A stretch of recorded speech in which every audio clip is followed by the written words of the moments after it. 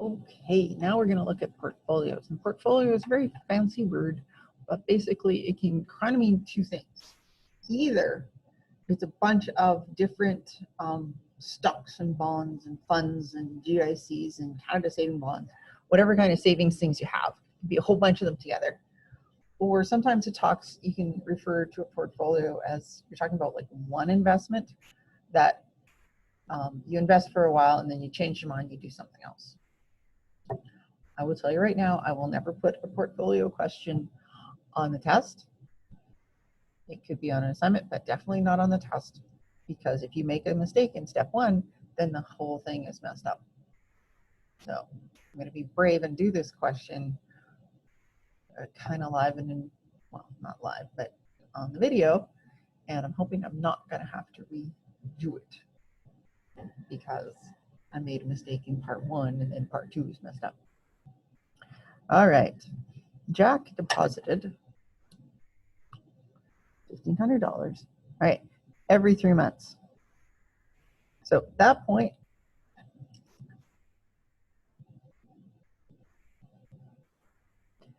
I know I'm going to be using the annuity formula for a period of 4 years.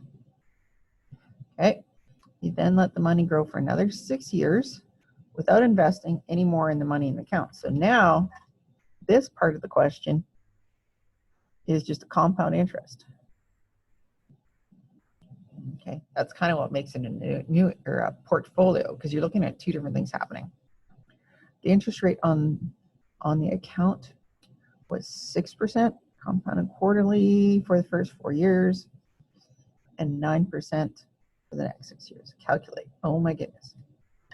How much money did he have in the account? Well, obviously you're going to calculate once for the first 4 years when he kept putting money in there, and then you're going to calculate again for the last 6 years where he wasn't adding money.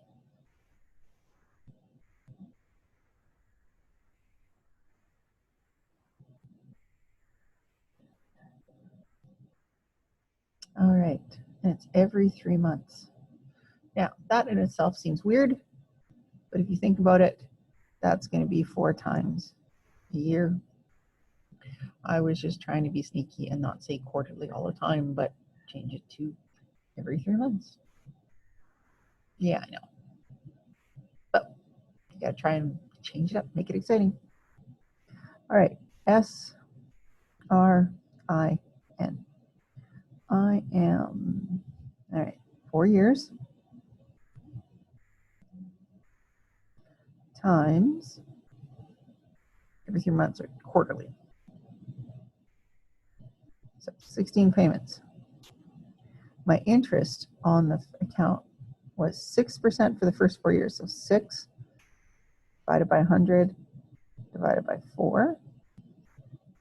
6 divided by 100 divided by 4. 0.015. And I was putting in, or Jack was depositing 1,500. All right, so we got enough. We want to figure out how much is there at the end of that. Squishy spot, so we'll put it over here.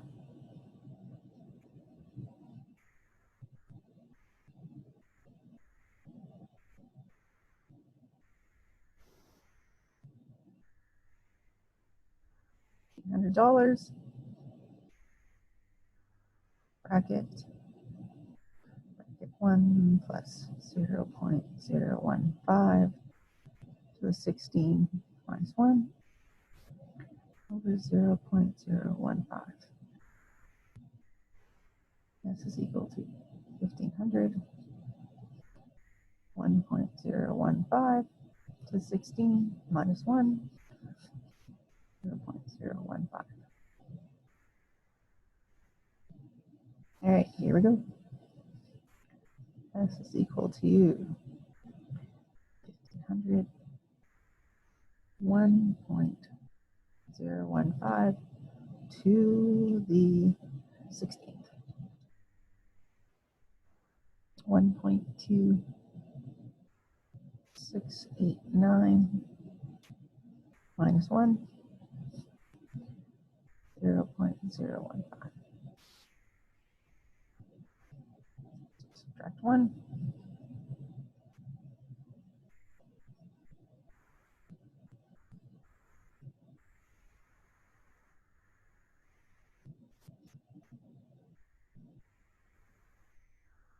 And this is one where we can just do it all at once. So still got my answer on my calculator. I'm going to multiply by 1,500. And then I'm going to divide by 0.015 all at the same time. And I'm going to get 26,898.55. I'm looking at that answer key. I'm thinking, that's kind of weird. But I'm just going to round it and leave it like this and just acknowledge that our 10-year may be off a teeny bit because I didn't carry the 477 with it.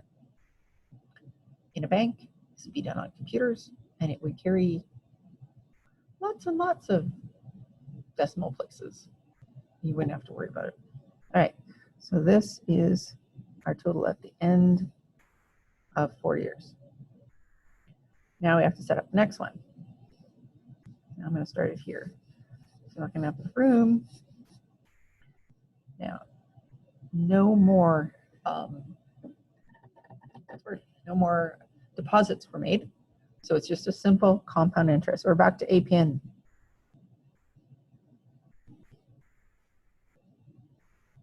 So I don't know how much is left. My principal is 26,898.55. Now it said the interest was 9% now. 9 divided by 100. And we're still doing quarterly. So 9 divided by 100 divided by 4. 0.0225. And now, careful, it was for the next 6 years, so it's only 6 years. It's not 10 in total. So 6 years times, I want to say quarterly, is 24. For those of you with big writing, once again, I'm apologizing for the little bitty spaces I left, apparently. I shouldn't have done that. I'll bet.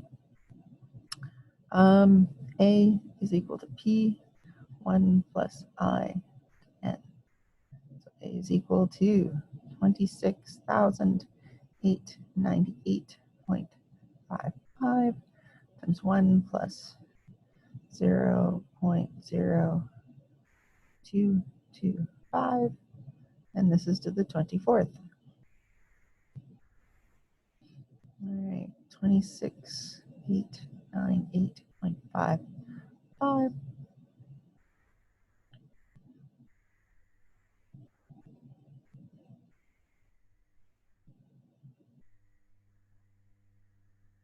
I just added that together like we've done, I don't know, 10, 15 times already. 26,898.55.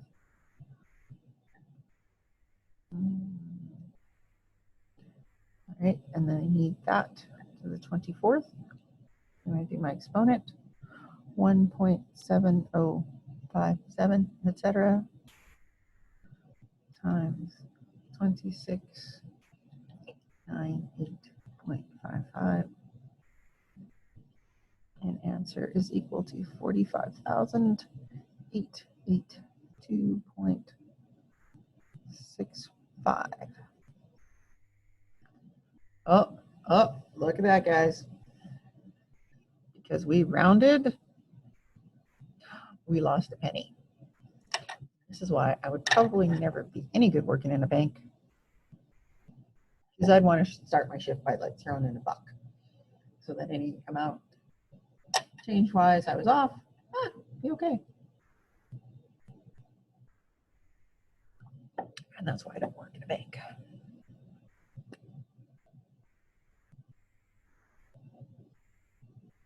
Now, sorry, interest. How much interest did he make? Well, Let's figure out his deposits.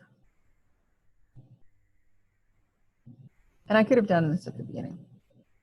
He deposited $1,500, and every 3 months, so that's times 4 times a year, times 4 years. 1,500 times 4 times 4, $24,000. What he put in. And at the end, he had 45,882.65 minus 24,000.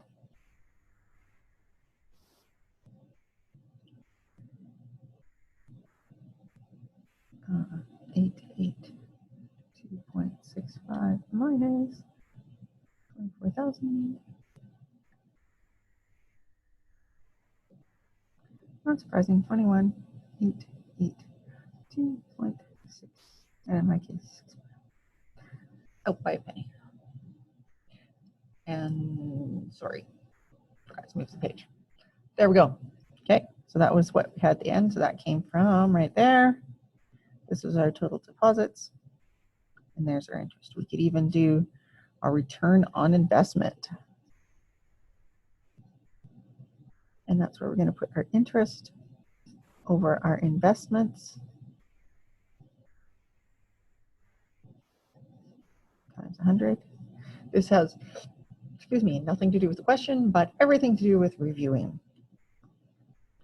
So we gained $21,882.65. And we invested a grand total of 24,000 times 100. And look, I still have my answer on my calculator. So I'm going to divide that by 24,000 and multiply by 100. So return on investment, it's 91%. That's pretty cool for 10 years. I guess that's a 9%-ish per year. Whoops, made it disappear on you again. Okay. So if it was 100% investment, return on investment, that would mean that he gained $24,000, right? 100% would be gaining everything back. All right, that's the end of the video.